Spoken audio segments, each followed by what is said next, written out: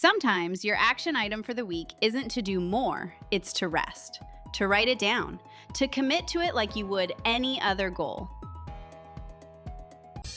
I'm Lisa Harding, ex-EdTech CEO turned certified teacher career coach. It wasn't all that long ago that I was recruiting, interviewing, and hiring teachers for roles in corporate America. Teachers that ended up being some of my all-time best employees.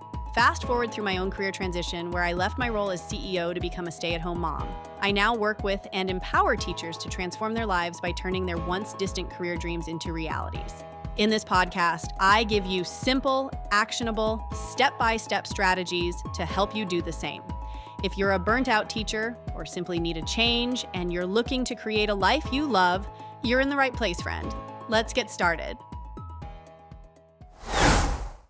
Hey friends, it's Lisa Harding, and today's episode is a little different. I want to talk about something we don't always give ourselves enough of: permission to rest. Not because you earned it, not because you checked everything off your to-do list, not because your inbox is at 0 or the laundry's done, just because you're human and you're tired. If you're like me, and like a lot of the teachers in our community, you're probably juggling a lot right now. It's the holiday season. There are school events, gift exchanges, concerts, classroom parties. If you have kids of your own, multiply that chaos by 2. I've been there, I am there, and this year, I'm doing something different.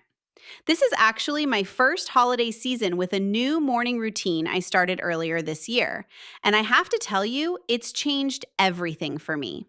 Every morning, I get up before my kids and sit with a cup of coffee. I pick a mug. Yes, I have a whole collection, and switching out the seasonal ones is part of the joy. Right now, my favorite is a porcelain nutcracker mug I found at TJ Maxx. It's a small thing, but it sets the tone. I sit in the glow of Christmas lights, sometimes with a journal, sometimes in silence. I write down my number one intention for the day and my top priority. And lately, that priority hasn't been about checking a box. Sometimes it's been rest. That's it. Just give myself space to rest. And that took a while to get comfortable with. I'm such a doer. I used to feel like if I wasn't moving forward, I was falling behind. I wanted every morning intention to be profound. But sometimes the most powerful thing you can do is nothing. And not a passive give up kind of nothing, an intentional recharging kind of nothing. For the first time ever, I've started saying no to things without guilt. Recently, a friend invited me to a mom's night out cooking class, so up my alley, but I said no. Not because I had other plans that night, but because I had plans every other night that week, and I knew I needed a break. I told her it wasn't a no forever, just a no for now. Another example, I had volunteered months ago to be on a committee at my church. I didn't hear back for a while and honestly figured they had filled it. But they reached out recently to ask me to lead a winter festival committee. And I felt awful saying no because I had originally raised my hand. But by the time they got back to me, my schedule had changed. I said no, politely, clearly. And you know what? The world didn't fall apart. The event went on, and I protected my time, my energy, and my peace. It was hard. I'm a yes person. Maybe you are too. I feel like a lot of teachers are. It's in our DNA to help, support, show up. But sometimes the kindest thing you can do for yourself and others is to say no. Let me be clear. This isn't an anti-momentum message. You've heard me talk a lot about how momentum is one of the number one differentiators between teachers who actually make the leap into a new career and those who stay stuck. And I still believe that. But here's what I've learned. Sometimes your action item for the week is to rest, to write it down, to commit to it like you would any other goal.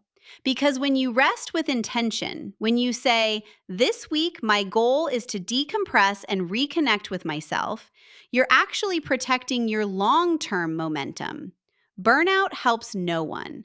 Rushing through December and crashing in January won't get you closer to your dream job, but pressing pause, that can give you clarity.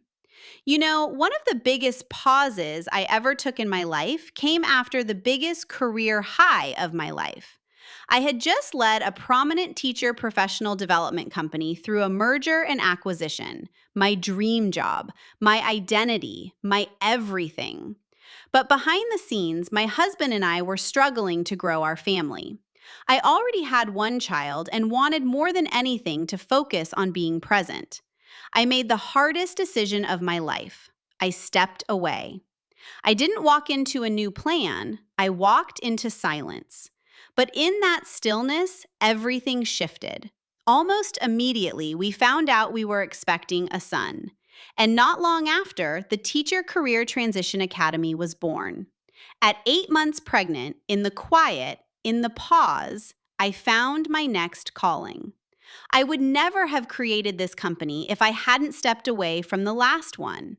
And that experience continues to remind me we don't always need to push harder to find what's next. Sometimes we need to make space for it. So this week, I want to give you permission to rest, to say no, to turn down an invite, to skip the resume editing, to stop refreshing job boards, to be still. Not forever, not as a way to stall, but as a way to refill your tank. Write it down.